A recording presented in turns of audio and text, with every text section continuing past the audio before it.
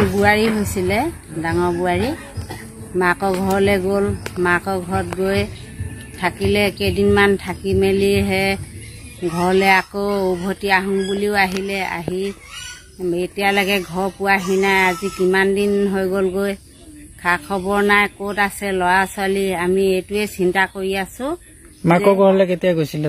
মাকৰ ঘৰলৈ 11 তাৰিখে গৈছিলে। তাৰপিছত ঘৰলৈ আহিছিলে? ঘৰলৈ থাকিলে কেইদিনমান, থাকি ঘৰলৈ উভতি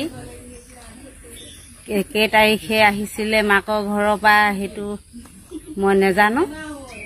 মুঠতে জনাইছিলে আৰু ল'ৰাটোৱে যে মা বোলে আজি বোলে বোৱাৰীয়ে ঘৰলৈ যাব বোলে। মই ক'লো ঘৰৰ বোলে বোৱাৰী ঘৰত নাহি পিনে নিজৰে ঘৰ দুৱাৰ থাকি নাহিনো, ক'লেনো যাবনো? আহক ঘৰলৈ আহক, ঘৰ নাহিনো ক'ত যাব?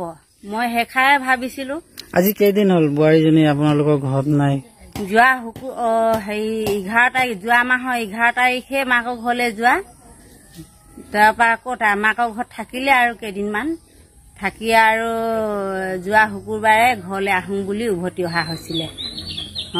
আমি দিনটো চালো, বোৱাৰীজনী যে ঘৰলৈ আহিব আহিব বুলি চালো।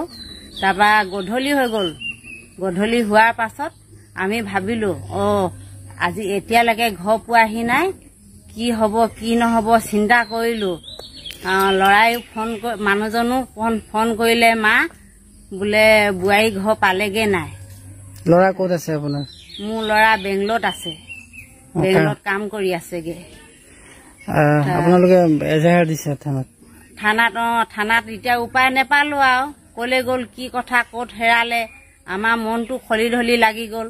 উপায় নেপাই ভাবিলো নাই এই কথাই নহ'ব, আমি থানাত জনাই দিওঁ। নিশ্চয় জানে, মাকহেঁতেতো ক'লে। আমি সুধিলো যে বোৱাৰীজনী ক'ত ঘৰলৈ অহা নাই, আপোনালোকে জানে নেকি বুলি সুধিলো। মাকহেঁতে ক'লে নহয় বোলে ঘৰৰ পৰা ঘৰলৈ উভতি গ'ল নহয় বোলে। এতিয়া বোলে কি হ'ল কি নহ'ল বোলে আমি নেজানো। আপোনালোকে আশে পাশে বোলে হেনো বিচাৰি চাওক, নিজৰ মানুহ আছে যদি খবৰ লগাওক। আমাৰ ঘৰত নাই বুলি ক'লে মাকে।